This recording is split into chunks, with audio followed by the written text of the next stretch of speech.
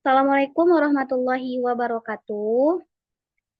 Kami dari kelompok 5 ingin mempresentasikan hasil kerja kelompok kami yang berjudul Demokrasi Indonesia. Saya Siti Mawarni selaku moderator dan beberapa teman saya yaitu Nurjannah, Fauzafona, Sahibul Khairi, dan Zurhatun Nufus. Baik, langsung saja dimulai.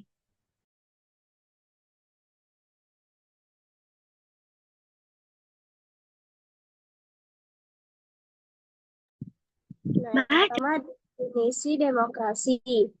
Indonesia adalah negara demokrasi yang menganut sistem multipartai dan pemilihan umum secara berkala.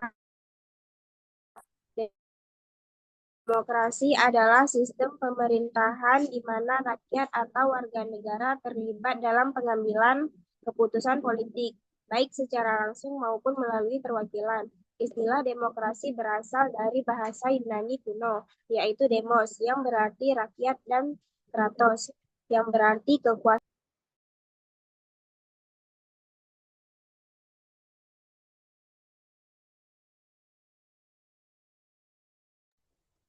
Sistem politik demokrasi konstitusional Indonesia menganut sistem demokrasi konstitusional, di mana kekuasaan negara dibatasi oleh Konstitusi Undang-Undang Dasar 1945.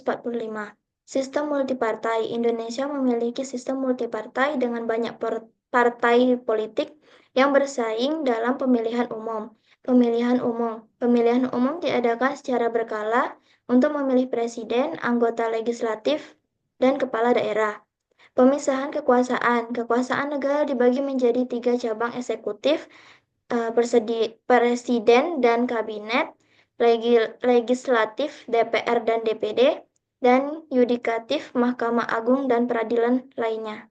Hak Asasi Manusia. Deklarasi Universal Hak Asasi Manusia Indonesia meratifikasi Deklarasi Universal Hak Asasi Manusia dan berkomitmen untuk melindungi hak-hak warga negaranya. Yang kedua, kebebasan berpendapat dan pers.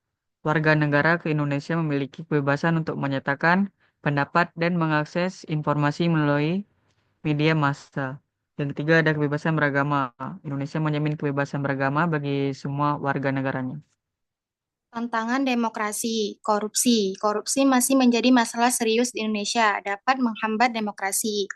Yang kedua ada kesenjangan sosial, yaitu kesenjangan sosial dan ekonomi yang dapat menyebabkan ketidakstabilan politik dan sosial. Yang ketiga ada radikalisme dan ekstremisme dapat mengganggu dan kesatuan bangsa. Perkembangan demokrasi. Yang pertama, Reformasi 1998. Reformasi ini merupakan tonggak penting dalam sejarah demokrasi Indonesia yang membawa perubahan besar dalam sistem politik dan pemerintahan. Yang kedua, pemilihan umum bebas dan adil. Pemilihan umum di Indonesia telah mengalami peningkatan dalam hal bebas dan adil. Yang terakhir, partisipasi masyarakat.